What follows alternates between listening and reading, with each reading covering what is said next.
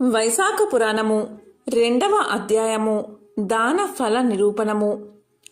నారదుడు అంబరీష మహారాజుకు ఇలా చెప్తున్నాడు. వైశాఖ మాసంతో సమానమైన మాసము, కృతయుగంతో సమానమైన యుగము, వేదముతో సమానమైన శాస్త్రము, గంగానదితో సమానమైన తీర్థము లేదు.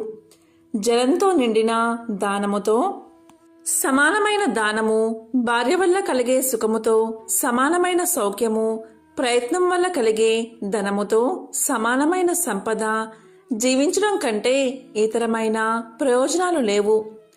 ఉపవాసంతో సమానమైన తపము, దానం కంటే ఇతరమైన సుఖము, దయతో సమానమైన ధర్మము, కళ్ళతో సమానమైన కాంతి లేదు.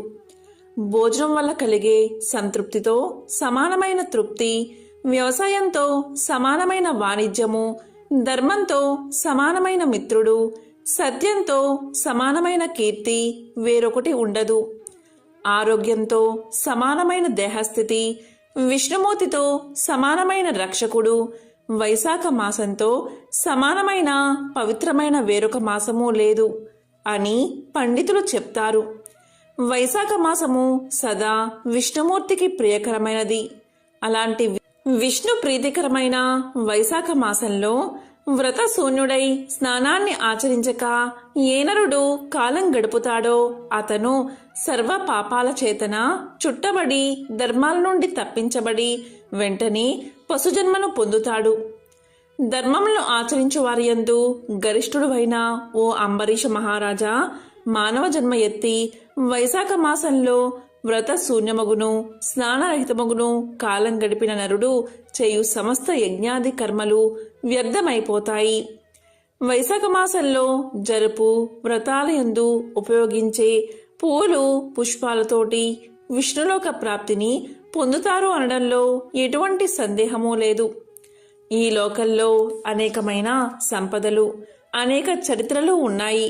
అవన్నీ మనిషికి మరలా జన్మను కలగజేసి శరీర ఆయాసాన్ని కలగజేసేవిగా ఉంటాయి.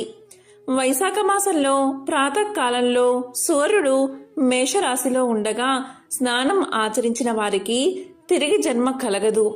అన్ని దానాలయందు ఎట్టి ఫలితం ఉంటుందో, గంగాది సమస్త తీర్థాలయందు ఎట్టి పుణ్యం ఉంటుందో అలాంటి ఫలము వైశాఖ మాసంలో జలదానం చేస్తే కలుగుతుంది.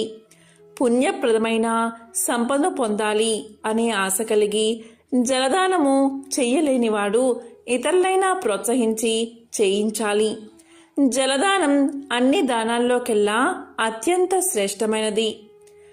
పూర్వంలో త్రాసుయందు జలదానాన్ని ఒక పక్క, సమస్తమైన ఇతర దానాలను రెండో పక్కగా ఉంచి తూచగా జలదానమే ఎక్కువగా తూగింది.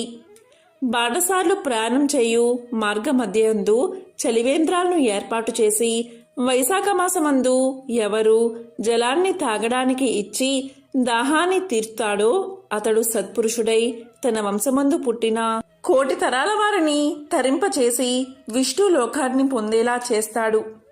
అలా చలివేంద్రాలు ఏర్పరచుట దేవతలకు, పితృదేవతలకు, మునీశ్వరులకు మిక్కిలి సంతోషాన్ని కలిగిస్తుంది.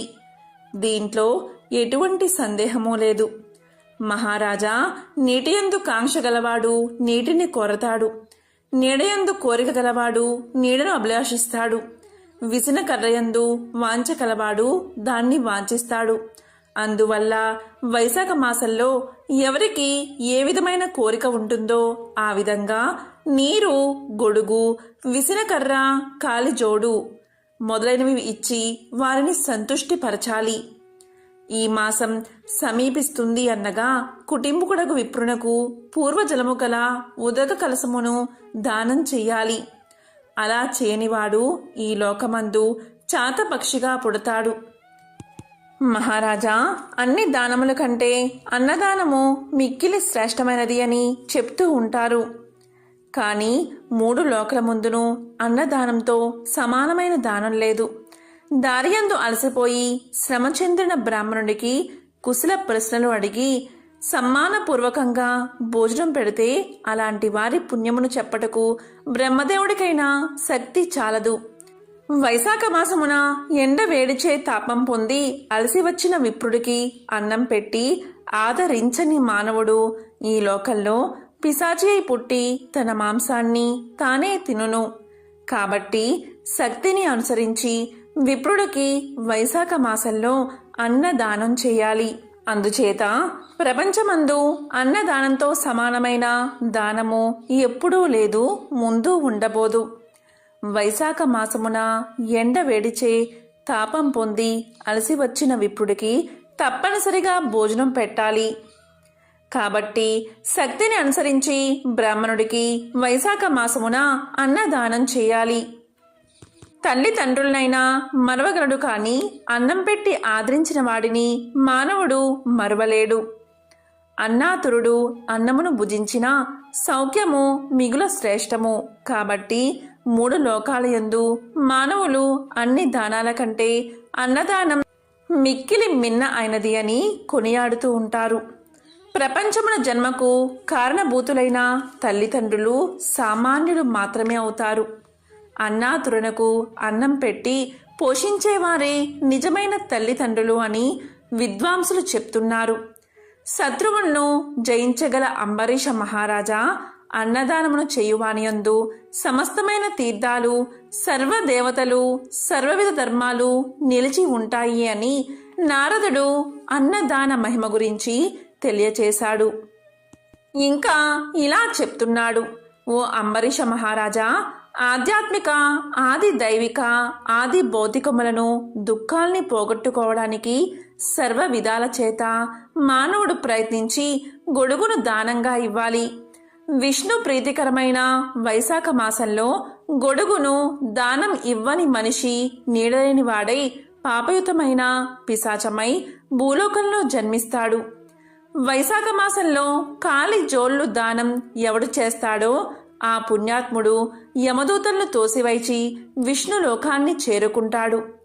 మాధవ ప్రీతికరమగు వైశాఖ మాసంలో కాలి చెప్పులు ఎవడు దానం ఇస్తాడో అతను ఈ లోకమందు కష్టాలను పొందక పరలోకమందు సుఖాలను పొంది నరకాన్ని పొందడు.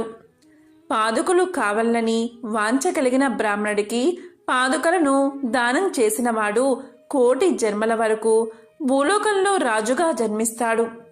అనాథులకు మార్గమందు ఆయాసాన్ని, శ్రమను బాపేటట్టి మందిరాల్ని కట్టించి బాటసారుల శ్రమను తగ్గించే మనిషి పొందే పుణ్య విశేషాన్ని చెప్పడానికి బ్రహ్మకైనా శక్తి సరిపోదు. మధ్యాహ్న సమయమున అతిథిగా వచ్చిన బ్రాహ్మణుడికి భోజనం పెట్టిన వానికి కలిగే ఫలితం బ్రహ్మకైనా చెప్పడానికి సఖ్యం కాదు అని అంబరీష మహారాజుకు దానం యొక్క విశిష్టతను నారదుడు ఇలా తెలియచేశాడు. ఇది స్కాంద పురాణాంతర్గతమగు వైశాఖ పురాణము యందు నారద అంబరీష సంవాదమున 2వ అధ్యాయము సంపూర్ణం.